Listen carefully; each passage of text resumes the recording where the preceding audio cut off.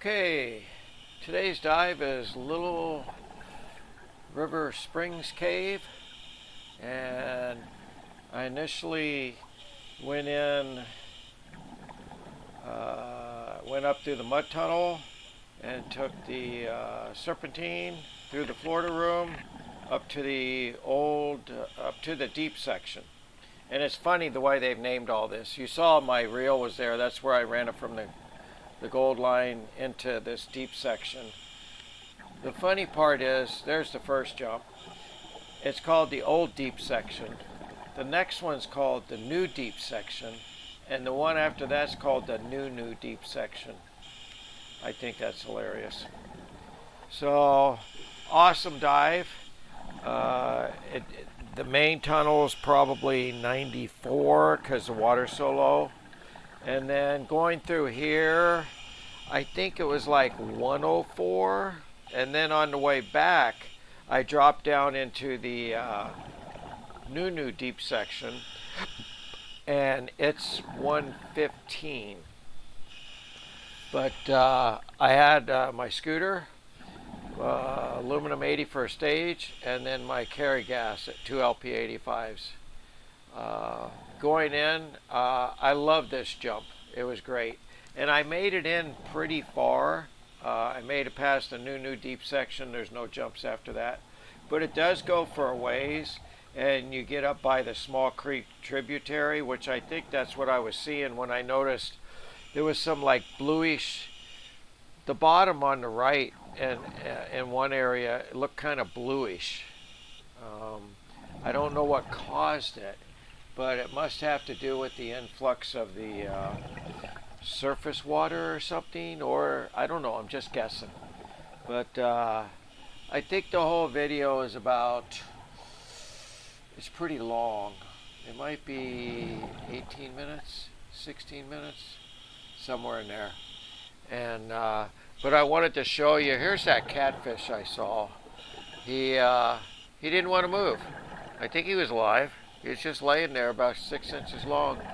And then I did see some small blind crayfish, or maybe we should call that shrimp. I think they're called crayfish. And then a bunch of other little white things dropping down. I don't know if it was babies or what, but I think you dislodge them from the ceiling when the air bubbles, when you exhaust, when you exhale. Areas of this, there was plenty of room, and then other areas, it was a little compressed, especially when I go to turn around.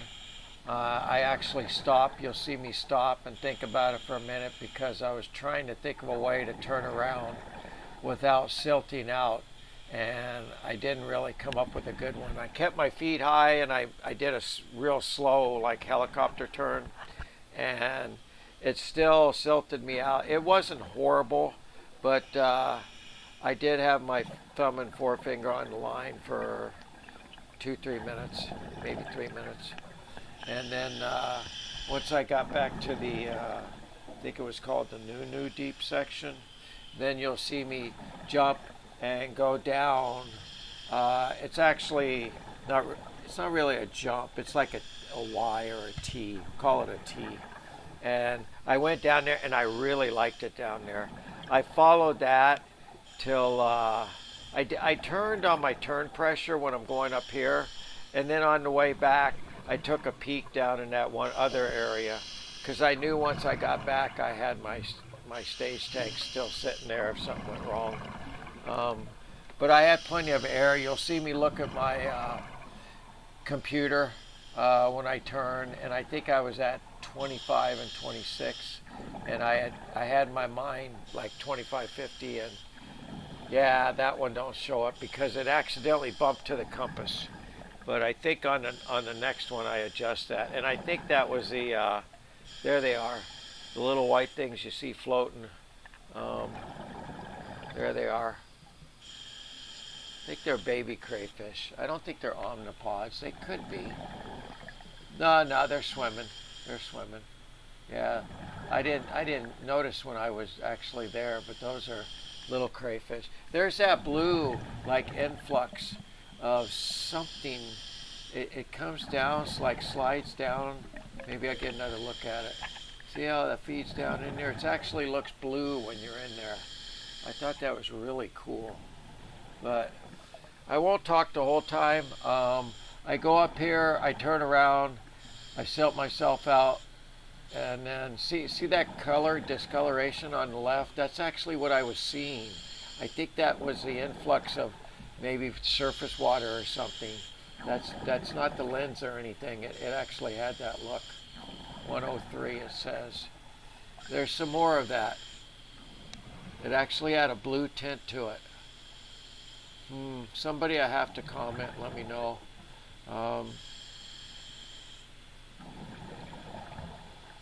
Yeah, I go up in here about, I think it was like 8 in, 8 out minutes.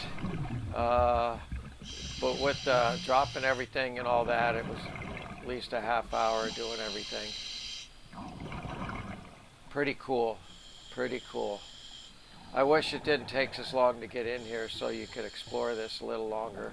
This is where people with rebreathers, there's some more of those little small blind crayfish. They're zipping all around there. Huh. I didn't notice there's that many when I was, oh yeah, they're all over the place. I was doing my best to stay high. I did not want to silt this out. Wonderful day when I got there. I was the second one there. Other guy was a solo, and a couple more people showed up. It wasn't crazy busy though. Oh, maybe this is my turn. Yeah, this is where I'm just trying to keep my feet up and slowly turn around, but to no avail.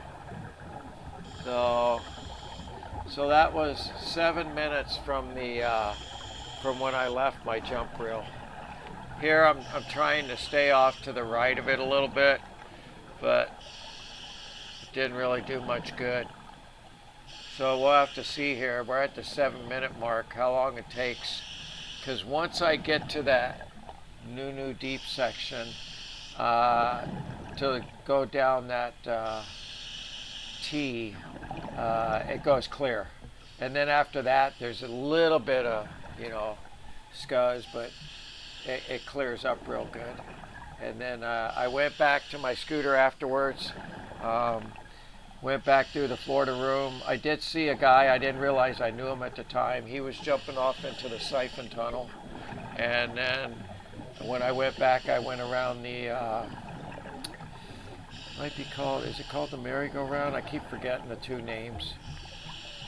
But I went around back through the mud tunnel, hour, 26 minutes, and 15 minutes of deco. And the flow was light to medium. It wasn't bad at all. Ginny Springs right now is ripping. I don't know why. There was rain up north maybe a week ago, but we haven't had a lot. So I'll let you enjoy the rest of this.